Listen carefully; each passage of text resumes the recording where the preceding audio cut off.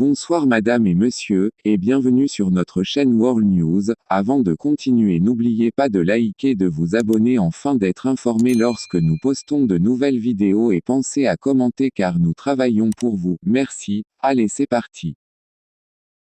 Guillaume Soro, en exil depuis 2019, a publié un message sur sa page Facebook dans lequel il évoque ses souvenirs de l'époque avec Ouattara. Dans ce message, Soro partage une photo de lui en compagnie de l'actuel président Alassane Ouattara, alors opposant politique. Je feuilletais mon album photo et je suis tombé sur celle-ci, écrit-il. Que de souvenirs. Observez-la attentivement. Elle a été prise du temps où j'exerçais les fonctions de Premier ministre de la République de Côte d'Ivoire. Sur la photo, Soro et Ouattara sont assis côte à côte, souriants et amicaux.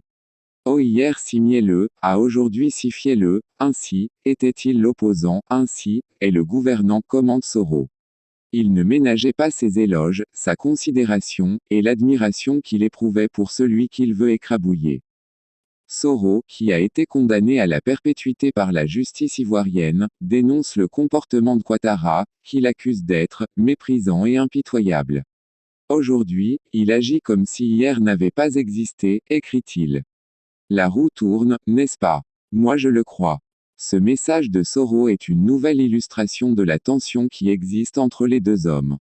Ouattara a toujours considéré Soro comme un rival potentiel, et les deux hommes ont eu des relations houleuses.